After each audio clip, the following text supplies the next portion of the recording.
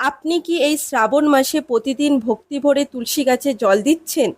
যদি আপনার উত্তর হ্যাঁ হয়, তাহলে অনুরোধ করছি আজকের ভিডিওটি এক মুহূর্তও স্কিপ করবেন না। কারণ বহু পরিবারে প্রজন্মের পর প্রজন্ম ধরে কিছু বিশেষ নিয়ম পালন করা হয়, আবার কিছু পরিবার সেই নিয়মগুলি অজান্তে ভেঙেও ফেলতে হয়। অনেকের বিশ্বাস এমন কিছু দিন রয়েছে যেদিন তুলসী গাছের জল না দিয়ে কেবল প্রণাম ও প্রদীপ জ্বালালেই অধিক শুভ বলে মানা হয়। আজ আমরা সেই প্রচলিত বিশ্বাস, শাস্ত্রীয় ব্যাখ্যা এবং ভক্তিমূলক আচরণ নিয়ে আলোচনা করব। কিন্তু শ্রাবণ মাসে তুলসীর এত গুরুত্ব কেন? যখন চারিদিকে শিবের আরাধনা চলছে, তখন কেন তুলসী মায়ের সেবা করার কথাও এত গুরুত্ব দিয়ে বলা হয়? এই রহস্যের উত্তর জানলে আপনি হয়তো অবাক হয়ে যাবেন।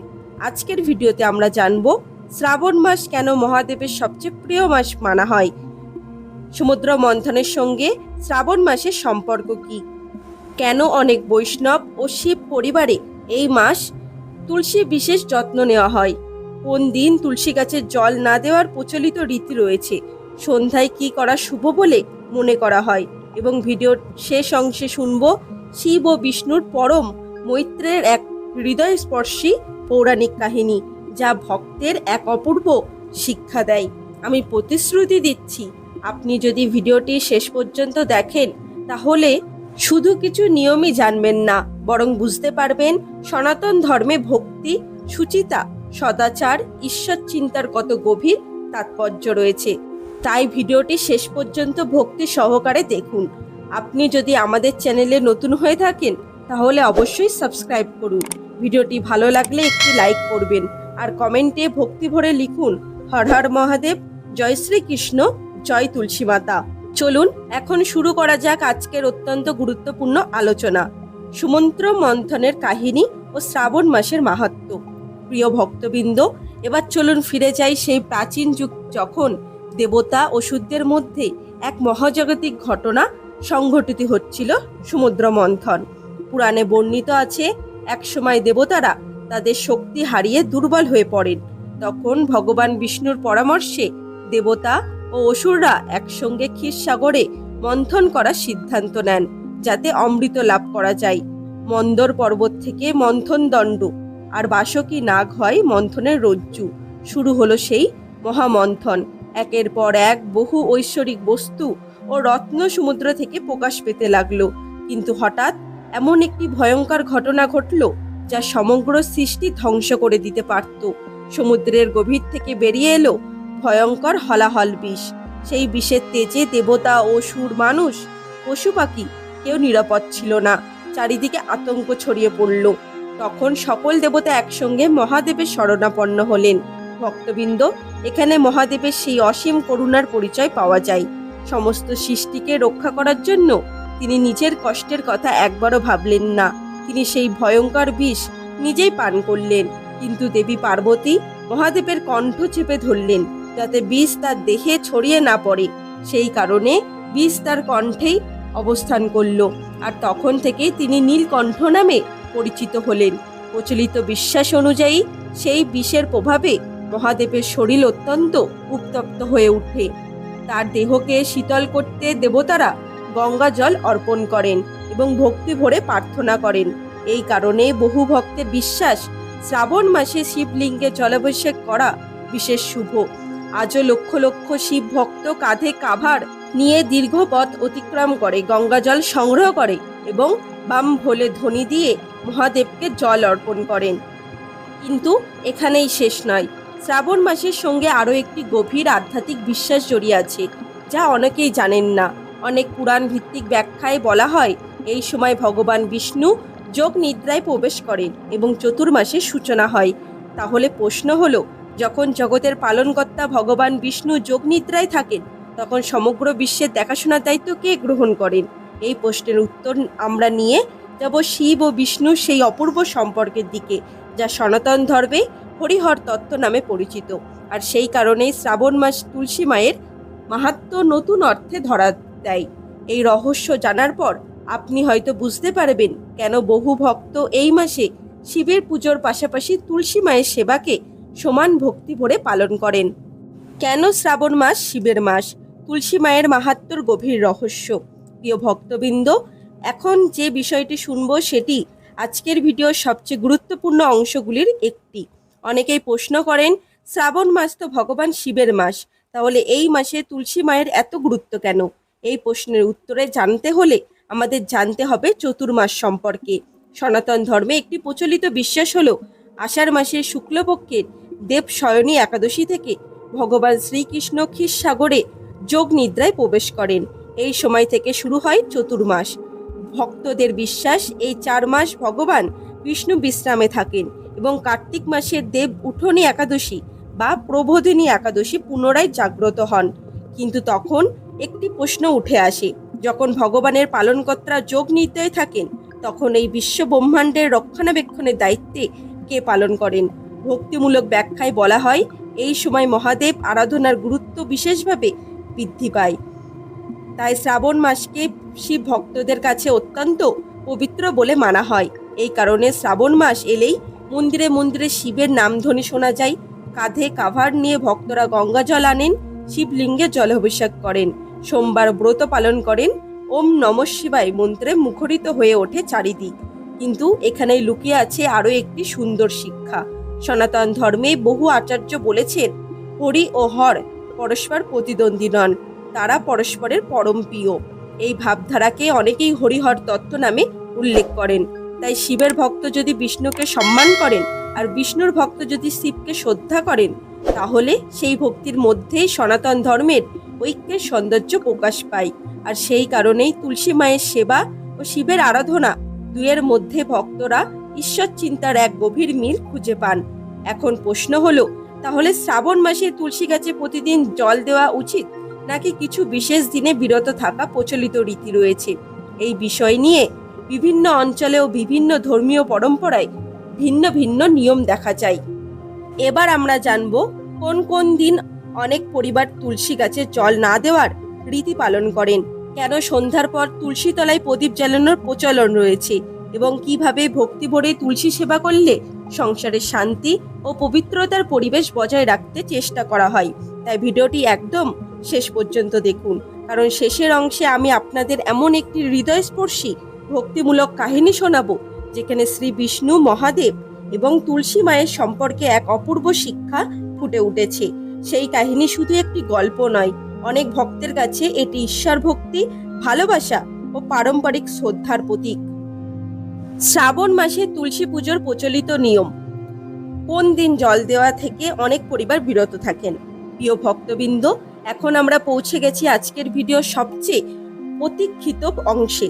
আপনাদের মধ্যে অনেকেই কমেন্টে প্রশ্ন করেন, প্রভু, শ্রাবণ মাসে প্রতিদিন তুলসী গাছে জল দেওয়া কি উচিত? সোমবারে জল দেওয়া যায়? একাদশীতে কি করব? সন্ধ্যায় তুলসী গাছে জল দিলে কি ঠিক? চলুন এবার একে একে এই বিষয়গুলি জেনে নেওয়া যাক। তবে তার আগে একটি কথা মনে রাখবেন, ভারতের বিভিন্ন অঞ্চল, মন্দির, পরম্পরা এবং সম্প্রদায় ভেদে এই নিয়ম কিছু কিছু পার্থক্য রয়েছে। তাই আপনার পরিবার ও গুরু পরম্পরায় যে নিয়ম প্রচলিত সেটিকেই সর্বাগ্রে গুরুত্ব দেবেন। এখন আসা যাক প্রচলিত নিয়মগুলির কথায়। প্রথম নিয়ম, সূর্যাস্তের পরে তুলসী গাছে জল না দেওয়া। অনেক ভক্তের বিশ্বাস, সূর্যাস্তের পরে তুলসী গাছে জল না দিয়ে কেবল প্রণাম করা এবং প্রদীপ জ্বালানোই অধিক শুভ। সন্ধ্যা হলো প্রার্থনা, আরতি এবং নাম স্মরণের সময়। তাই এই সময় তুলসী তলায় একটি ঘিয়ের বা তিলের প্রদীপ জ্বালিয়ে ভক্তি ভরে প্রার্থনা করে গৃহের পবিত্র পরিবেশ সৃষ্টি হয় বলে বহু পরিবার মনে করেন। আপনি চাইলে এই সময় মনে মনে জপ করতেন পারেন, ওম নমো ভগবতে বাসুদেবায় নমঃ অথবা ওম নমঃ শিবায়। দ্বিতীয় নিয়ম, একাদশী। অনেক বৈষ্ণব পরিবারে একাদশীর দিন তুলসী গাছে জল না দিয়ে কেবল প্রণাম, নাম জপ এবং প্রদীপ জ্বালানোর রীতি রয়েছে। তবে এই বিষয়ে সব সম্প্রদায়ের নিয়ম এক নয়, তাই নিজের গুরু বা পারিবারিক পরম্পরার নির্দেশ অনুসারে করাই সর্বোত্তম। তৃতীয় নিয়ম, গ্রহণকাল। সূর্যগ্রহণ বা চন্দ্রগ্রহণ চলাকালীন অনেক পরিবার পুজোর সামগ্রী, দেববিগ্রহ ও তুলসী গাছ স্পর্শ করা থেকে বিরত থাকেন। গ্রহ শেষ হলে স্নান করে পুনরায় পুজো করার রীতি বহু স্থানে প্রচলিত। এবার আসি সবচেয়ে বেশি প্রশ্ন করা প্রশ্নে, সোমবারে তুলসী গাছে জল দেওয়া যায়? অনেক ভক্তের মনে এই প্রশ্ন থাকে। প্রচলিতভাবে অনেক পরিবার সোমবার সকালে স্নান করে তুলসী গাছে জল দেওয়া হয়। অন্যদিকে শিব পুজোয় সাধারণত তুলসী পাতা অর্পণ করা হয় না, সেখানে বেলপাতা এবং অন্যান্য উপাচারের বিশেষ গুরুত্ব রয়েছে। তাই শিব পুজো ও তুলসী পুজোর আচারকে আলাদা করে পালন করার রীতিও বহু স্থানে দেখা যায়। এবার জানুন শ্রাবণ মাসে তুলসী তলায় কি কি করলে শুভ বলে মনে করা হয়। প্রথমত, প্রতিদিন সকালে তুলসী তলায় পরিষ্কার রাখুন। পরিচ্ছন্নতা শুধু ধর্মীয় অংশের আচার নয়, এটি আমাদের দৈনন্দিন জীবনেরও একটি সুন্দর অভ্যাস। দ্বিতীয়ত, সন্ধ্যায় একটি প্রদীপ জ্বালান। প্রদীপের আলো আমাদের মনে ঈশ্বর চিন্তা, শান্তি এবং আশার প্রতীক হয়ে জ্বলে থাকে। তৃতীয়ত, পরিবারের সবাইকে নিয়ে কয়েক মিনিট নাম জপ করুন, কারণ একসঙ্গে ভগবানের নাম স্মরণ করলে পরিবারের মধ্যে ভালোবাসা, ঐক্য এবং শান্তির পরিবেশ গড়ে ওঠে। চতুর্থত, যথাসম্ভব সাত্ত্বিক জীবনযাপন করুন। রাগ, হিংসা, অশান্তি ও কটু কথা বাক্য থেকে দূরে থাকার চেষ্টা করুন। শাস্ত্রের মূল শিক্ষা শুধু আচার নয়, আচরণও। কিন্তু আপনারা কি জানেন, একটি অত্যন্ত জনপ্রিয় ভক্তিমূলক কাহিনীতে বলা হয় শ্রাবণ মাসে ভগবান বিষ্ণু যোগ নিদ্রায় যাওয়ার আগে তুলসী মাতার চোখের জল ফেলেছিলেন। কেন তিনি কেঁদেছিলেন? মহাদেবকে তাকে কি আশ্বাস দিয়েছিলেন? আর কেন অনেক ভক্ত বিশ্বাস করেন যে শ্রাবণ মাসে তুলসী তলায় প্রদীপ জ্বালানো হরিহরের কৃপা লাভের একটি সুন্দর প্রতীক? এই হৃদয়স্পর্শী কাহিনী থাকবে আমাদের পরবর্তী পর্বে। আমি নিশ্চিত সেই গল্প আপনাদের হৃদয় ভক্তি ভরে দেবে। প্রিয় ভক্তবৃন্দ, এবার আমি আপনাদের এমন একটি অপূর্ব ভক্তিমূলক কাহিনী শোনাতে চলেছি যা বহু ভক্তের মুখে মুখে প্রচলিত। এই কাহিনীর মূল শিক্ষা হলো হরি ও হর একে অপরের পরম প্রিয়, আর সত্যিকারের ভক্তি কখনো বিভেদ দেখায় না। চলুন চোখ বন্ধ করে কল্পনা করুন, কৈলাস পর্বত, চারিদিকে মেঘে ঢাকা আকাশ, শ্রাবণ মাসে অবিরাম বৃষ্টি, হিমালয়ের বুক বেয়ে নেমে আসছে নির্মল জলধারা। সেই পবিত্র পরিবেশে দেবাদিদেব মহাদেব গভীর ধ্যানে নিমগ্ন। দেবী পার্বতী কিছুক্ষণ নীরবে মহাদেবের দিকে তাকিয়ে রইলেন, তারপর মৃদু হেসে প্রশ্ন করলেন, প্রভু, শ্রাবণ মাস তো আপনার সবচেয়ে প্রিয় মাস। এই সময় লক্ষ লক্ষ ভক্ত আপনাকে জলাভিষেক করেন, কিন্তু আমি দেখেছি অনেক ভক্ত আবার এই মাসে তুলসী মায়েরও বিশেষ সেবা করেন। এর পেছনে কি কোনো বিশেষ কারণ আছে? মহাদেব ধীরে ধীরে চোখ খুললেন, তার মুখে ফুটে উঠল এক শান্ত হাসি। তিনি বললেন, দেবী, যে ভক্ত সত্যিকারের ভক্ত সে কখনো হরি ও হরের মধ্যে ভেদ করে না, কারণ শ্রী বিষ্ণু আমার পরম প্রিয় আর আমি তার পরম প্রিয়। এরপর মহাদেব একটি সুন্দর কাহিনী বলতে শুরু করলেন। এক সময় দেবশয়নী একাদশীর দিন উপস্থিত হলো। ভগবান শ্রী বিষ্ণু যোগ নিদ্রায় যাওয়ার প্রস্তুতি নিচ্ছেন। দেবলোকে এক শান্ত পবিত্র পরিবেশ বিরাজ করছে। সেই সময় দেবী তুলসী নীরবে ভগবান বিষ্ণুর চরণে এসে দাঁড়ালেন। তিনি বললেন, প্রভু, আপনি যখন 4 মাসের জন্য যোগ নিদ্রায় থাকবেন, তখন আপনার ভক্তদের আমি কিভাবে সান্ত্বনা দেব, আর আমার সেবা করবে কে? ভগবান বিষ্ণু স্নেহ ভরে তুলসীর দিকে তাকালেন। তিনি বললেন, দেবী, চিন্তা করো না, এই সময় ভক্তদের হৃদয়ে ভক্তির প্রদীপ জ্বলবে। যারা তোমার সেবা করবে, পরিচ্ছন্ন করবে, আন্তরিকভাবে ঈশ্বরের নাম স্মরণ করবে, তাদের ভক্তি কখনো বৃথা যাবে না। ঠিক তখন মহাদেব সেখানে উপস্থিত হলেন। তিনি মৃদু হেসে বললেন, হে নারায়ণ, আপনি নিশ্চিন্তে যোগ নিদ্রায় যান। আপনার ভক্তদের আমি আশীর্বাদ করব, আর যারা তুলসী মায়ের সেবা করবে তাদের ভক্তিকেও আমি সস্নেহে গ্রহণ করব। দেবী পার্বতী বিস্ময়ে মহাদেবের দিকে তাকিয়ে রইলেন। মহাদেব বললেন, দেবী, মনে রেখো, ঈশ্বরের কাছে সবচেয়ে বড় পুজো হলো নির্মল মন, ভক্তি আর সৎ জীবন। তুলসী সেবা মানে শুধু একটি গাছের যত্ন নেওয়া নয়, এটি প্রকৃতির প্রতি শ্রদ্ধা, পরিচ্ছন্নতার প্রতি ভালোবাসা এবং ঈশ্বর স্মরণের এক সুন্দর প্রতীক। এ কথা শুনে দেবী পার্বতী ভক্তি ভরে প্রণাম করলেন। তারপর থেকে বহু ভক্তের মধ্যে একটি সুন্দর রীতি প্রচলিত হয়। শ্রাবণ মাসে শিবের আরাধনার পাশাপাশি তুলসী তলায় প্রদীপ জ্বালিয়ে ঈশ্বরের নাম স্মরণ করা। প্রিয় ভক্তবৃন্দ, এই কাহিনী আসল শিক্ষা কোনো অলৌকিক ভয়ের গল্প নয়। এর শিক্ষা হলো, যে ঘরে ভক্তি আছে সেখানে শান্তি থাকে। যে পরিবারে পরিচ্ছন্নতা, ভালোবাসা ও নাম স্মরণ আছে সেই পরিবারে ঈশ্বর চিন্তার পরিবেশ গড়ে ওঠে। তাই আসুন এই শ্রাবণ মাসে আমরা শুধু নিয়ম পালনই নয়, নিজের মনকেও পবিত্র করার চেষ্টা করি। মহাদেবের করুণা, শ্রী বিষ্ণুর কৃপা ও তুলসী মায়ের আশীর্বাদ সকলের জীবনে ভক্তি, শান্তি ও মঙ্গলের হয়ে উঠুক। হর হর মহাদেব। জয় শ্রীকৃষ্ণ। জয় তুলসী মাতা।